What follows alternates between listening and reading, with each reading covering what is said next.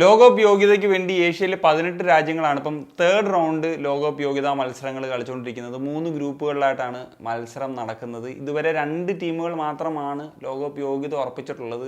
ഈ തേർഡ് റൗണ്ടിൽ നിന്ന് 6 ടീമുകൾക്കായിരിക്കും ഡയറക്റ്റ് ആയിട്ടുള്ള ഒരു ക്വാളിഫിക്കേഷൻ ലഭിക്കുക എന്നുള്ളതാണ്. പിന്നെയും ക്വാളിഫിക്കേഷൻസ് ഉണ്ട്. നമുക്കറിയാമല്ലോ, ഏഷ്യയിൽ നിന്ന് 8+1 ആണ് ലോകകപ്പ് സ്പോട്ട് എന്ന് പറയുന്നത്. ഗ്രൂപ്പ് എയിൽ നിന്ന് ഇറാനും ഗ്രൂപ്പ് സിയിൽ നിന്ന് ജപ്പാനുമാണ് സോഫാർ ക്വാളിഫൈഡ് ആയിട്ടുള്ളത്. ഈ പറഞ്ഞ തേർഡ് റൗണ്ടിൽ നിന്ന് ആദ്യത്തെ 2 ടീമുകൾ, അതായത് ഗ്രൂപ്പ് ചാമ്പ്യൻസ് ആകുന്നവർക്കും റണ്ണേഴ്സപ്പ് ആകുന്നവർക്കുമാണ് യോഗ്യത നേടുക. അങ്ങനെ 3 ഗ്രൂപ്പുകളിലായിട്ടാണല്ലോ മത്സരങ്ങൾ നടക്കുന്നത്. അങ്ങനെയാണ് 6 ടീമുകൾക്ക് കിട്ടുന്നത്. പിന്നീട് പറഞ്ഞ റൗണ്ട് 4 റൗണ്ട് 5 ഒക്കെ ഉണ്ട്. അതാണ് കാര്യങ്ങൾ നിർണ്ണയിക്കുന്നത്. ഗ്രൂപ്പ് എയിൽ നിന്ന് ഇറാൻ ക്വാളിഫൈഡ് ആയിട്ടുള്ള കാര്യം പറഞ്ഞു കഴിഞ്ഞു. ഇനി ഒരു ക്വാളിഫിക്കേഷൻ സാധ്യത ഉള്ളത് 2 ടീമുകൾക്കാണ്, ഉസ്ബെക്കിസ്ഥാനും UAEക്കും. ഉസ്ബെക്കിസ്ഥാന് 17 പോയിന്റും UAEക്ക് 13 പോയിന്റുമാണുള്ളത്.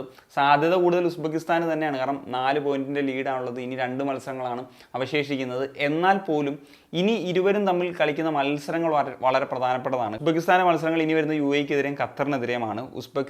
UAEയുടെ മത്സരം വരുന്നത് ഉസ്ബെക്കിസ്ഥാനെതിരെയും കിർഗിസ്ഥാനെതിരെയുമാണ് എന്നുള്ളതാണ്. അപ്പോൾ ഇതിൽ ഏറ്റവും പ്രധാനപ്പെട്ട മത്സരം ഇനി വരാൻ പോകുന്ന അപ്കമിങ് ഇവരുടെ മാച്ചസ് ഉസ്ബെക്കിസ്ഥാൻ വേഴ്സസ് UAE ആണ് എന്നുള്ളതാണ്. അപ്പം അതിൽ വിജയിക്കാൻ UAEക്ക് സാധിച്ചു കഴിഞ്ഞാൽ ആ ഒരു ലീഡ് ഒന്നായിട്ട് കുറയ്ക്കാനായിട്ട് സാധിക്കും. അതായത് UAEക്ക് 16 പോയിന്റും ഉസ്ബെക്കിസ്ഥാന് 17 പോയിന്റുമായിട്ട് മാറും. പിന്നെ അവസാനത്തെ മത്സരമായിരിക്കും ഒരു ഡിസൈഡ് ചെയ്യുന്ന ഒരു കാര്യമായിട്ട് മാറുക.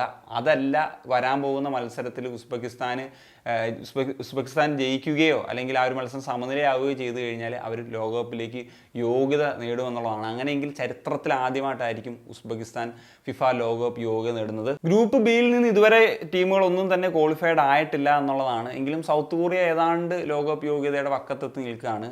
1ാം സ്ഥാനത്ത് അവരാണ് ഉള്ളത് എന്നുള്ളതാണ്. സൗത്ത് കൊറിയയ്ക്ക് 16 പോയിന്റാണുള്ളത്. രണ്ടാമുള്ള ജോർദന് 13 പോയിന്റും ഇറാഖിന് 12 പോയിന്റും ഒമാന് 10 പോയിന്റുമാണുള്ളത്. ഇവിടെ ഒരു കട്ട കോമ്പറ്റീഷൻ ഉണ്ട്. ജോർദൻ രണ്ടാമത് ഇപ്പോൾ നിൽക്കുന്ന ടീമാണ്. അവർക്ക് യോഗ്യത നേടാനായി കഴിഞ്ഞാലും ചരിത്രത്തിൽ ആദ്യമായിട്ട് ലോകകപ്പിൽ യോഗ്യത നേടുന്നൊരു രീതിയിലേക്ക് ജോർദൻ വരും. നമുക്കറിയാമല്ലോ, നിലവിലെ ഏഷ്യൻ കപ്പിൻ്റെ ഫൈനലിസ്റ്റ് കൂടിയായിരുന്നു അവർ എന്നുള്ളത്. അപ്പം മറ്റൊരു കടമ്പ കൂടി കടന്നു കഴിഞ്ഞാൽ അത് അവരെ സംബന്ധിച്ചിടത്തോളം ഒരു വലിയ നേട്ടം തന്നെയായിരിക്കും. ഗ്രൂപ്പ് സിയിൽ നിന്ന് 20 പോയിന്റോടെ ജപ്പാൻ ക്വാളിഫൈഡ് ആയി കഴിഞ്ഞു. ഇനി അവിടെ ഒരു കോമ്പറ്റീഷൻ, ആ ഒരു സ്പോട്ടിന് വേണ്ടിയിട്ട് 3 ടീമുകളാണ് ശക്തമായിട്ടുള്ളത്. Australia, Saudi Arabia, Indonesia. ഓസ്ട്രേലിയക്ക് 13 പോയിന്റും സൗദിക്ക് 10 പോയിന്റും ഇന്തോനേഷ്യക്ക് 9 പോയിന്റുമാണ് ഉള്ളത് എന്നുള്ളതാണ്.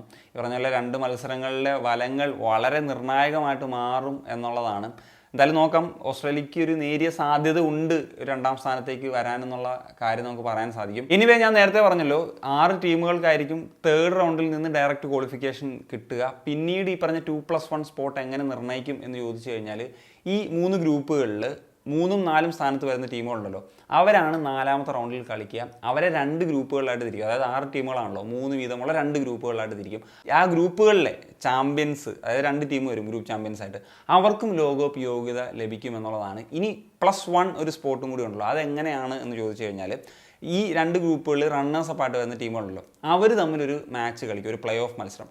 അതിൽ വിജയിക്കുന്ന ടീം ഒരു ഇന്റർ കോണ്ടിനെൻ്റൽ പ്ലേ ഓഫ് മത്സരം കൂടി കളിക്കും. അതിൽ വിജയിച്ചു കഴിഞ്ഞാൽ ഈ പറഞ്ഞ ഒരു യോഗ്യത നേടിയെടുക്കാനായിട്ട് സാധിക്കും എന്നുള്ളതാണ്. ഇതാണ് ഏഷ്യയിലെ ലോകകപ്പ് യോഗ്യത സാധ്യതകൾ എന്നൊക്കെ പറയുന്നത്. മറ്റു കോണ്ടിനെൻസിലേക്ക് ഉള്ളത് നിങ്ങൾക്ക് അറിയണമെന്നുണ്ടെങ്കിൽ തീർച്ചയായിട്ടും ഒന്ന് കമ്പോസ് ചെയ്താൽ നമുക്കൊരു ഇതുപോലത്തെ ഒരു വീഡിയോ ആയിട്ട് ചെയ്യാവുന്നതാണ്. അപ്പോൾ എന്താണ് നിങ്ങളുടെ ഒപ്പീനിയൻ? തീർച്ചയായിട്ടും കമ്പോസ് ചെയ്യാൻ.